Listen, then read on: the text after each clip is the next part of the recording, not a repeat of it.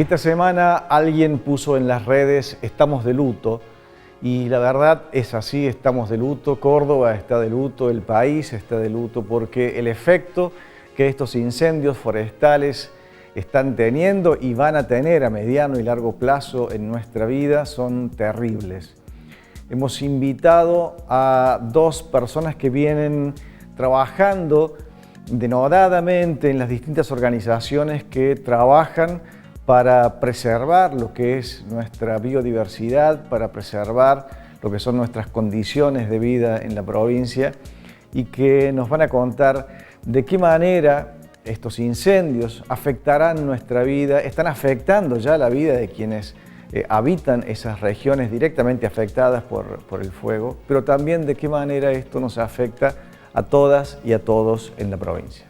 Desde mi perspectiva, estos incendios no hacen más que poner en evidencia la enorme incompetencia del marco legislativo y de la intención política de evitar este tipo de problemas, porque simplemente son consecuencias repetitivas y recurrentes. Es un problema recurrente año tras año en la ciudad de Córdoba, que más allá de que haya una intención discursiva de evitarlos, la práctica realmente pone en evidencia que eso no es así.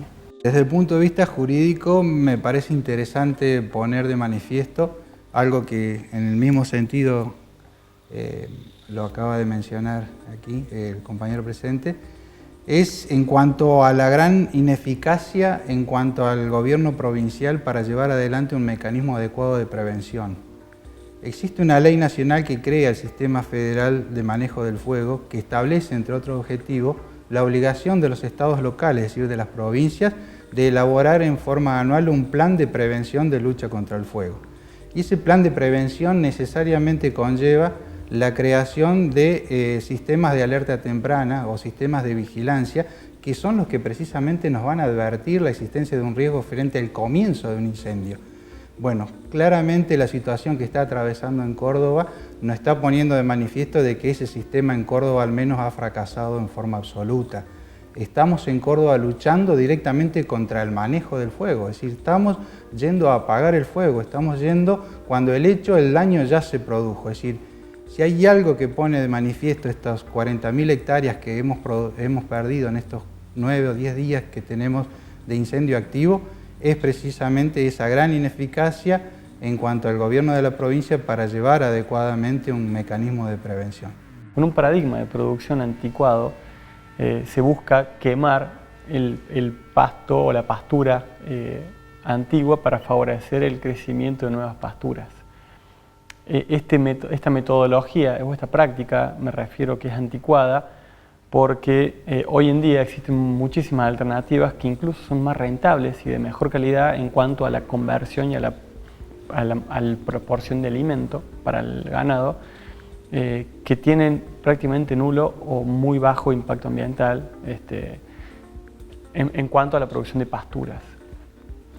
Sin embargo, hay mucha gente, muchos productores. De hecho, hay una familia productora cerca de la Quebrada del Condorito que, si mal no recuerdo, habían escrito un artículo hace poquito, uno Becerra, decía el artículo, que queman indiscriminadamente todos los años, varias veces al año. De hecho, han contabilizado más de 200 incendios en sus propiedades en 4 años nada más. Y ellos nunca llamaron a los bomberos, siempre lo hicieron sus vecinos. Y cuando asistieron los bomberos eran recibidos con tiros al aire. Así que tenían que asistir acompañados de policía. Por lo tanto, no solamente la policía, sino que también los bomberos estaban perfectamente al tanto de esa situación. Por lo tanto, el Estado también está al tanto de la situación. Por lo tanto, el que está permitiendo esa realidad es el Estado. Entonces, es un cambio de paradigma productivo que el sistema productivo necesita y que debe ser promovido y estimulado por el Estado. Claramente es uno de los principales enemigos del bosque nativo. Nosotros principalmente, hacemos hincapié en esto, en la gran incompetencia del gobierno de la provincia en cuanto a mecanismos adecuados de prevención.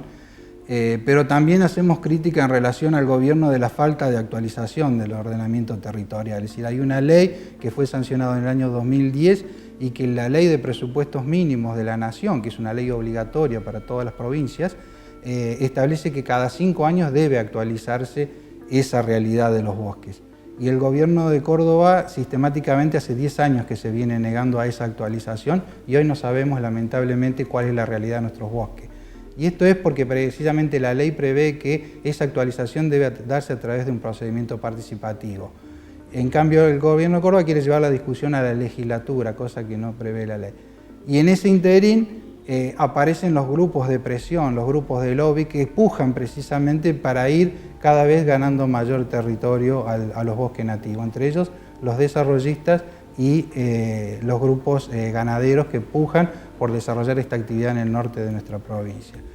Hoy en día los propios bomberos dan cuenta en sus dictámenes, en su informe pericial, que los incendios, el 99% son intencionales.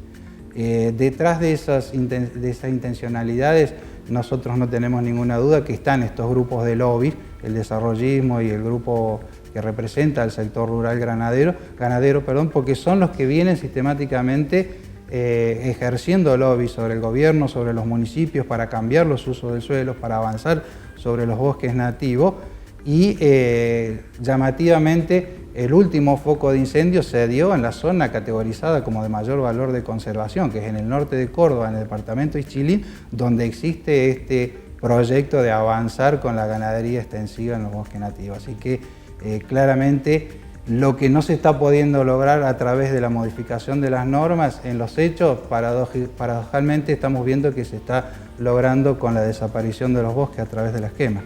Creo que también es importante destacar de que no todos los productores agrícolas, ganaderos no todos los productores son malos, ¿no? Pero tenemos el problema es que haya unos pocos que puede, con el potencial de hacer mucho daño. Entonces eso por ahí destaca la participación o el potencial que tienen las asociaciones de productores para lograr contener y modificar esas mentalidades anticuadas, ¿no? Esos paradigmas anticuados. Los productores más pequeños siempre se ven muy damnificados y muy perjudicados por esta quema de su fuente de vida, ¿no? Porque los que viven de la tierra y los que viven de la cría de animales resultan con animales muertos, resultan con su fuente de trabajo y su fuente de vida dañada y perjudicada. Entonces son víctimas de estos pocos que tienen una gran capacidad de perjudicar al resto, ¿no? De hecho, el pequeño productor que vive precisamente del monte, porque hay allí claramente una situación de equilibrio, pero hay también una situación de respeto y de armonía con la naturaleza, en el cual el pequeño productor convive claramente con el monte. Yo creo que esa no es la dificultad. El problema es cuando esa producción intenta ser intensiva y extensiva, digamos, allí donde claramente la gran capacidad o situación de vulnerabilidad en que se encuentran nuestros bosques claramente no va a resistir ese modelo de producción, que es lo que recién señalaba yo, están propiciando estos grupos de poder y grupos de presión. Pero ancestralmente y de manera campesina, el pequeño productor históricamente y ancestralmente han vivido y han convivido el monte y necesitan del monte. Claramente que cuando el monte es afectado, ellos ven afectado su centro de vida. Lamentablemente no conozco causas en las cuales se haya intervenido. Ahora sí he estado viendo que la Fiscalía de Cosquín ha intervenido en el caso del pan de azúcar, pero en Córdoba venimos hablando de la problemática de los incendios hace más de 10 años. Y como operador de la justicia tengo que decir de que lamentablemente la justicia tiene una deuda pendiente en relación a estos hechos y en ese sentido aclarar de que existe una tipificación, existe un código penal, el artículo 186 sanciona con pena de prisión de 3 hasta 10 años a toda aquella persona que a través de un incendio pone en riesgo los bienes y la vida de las personas.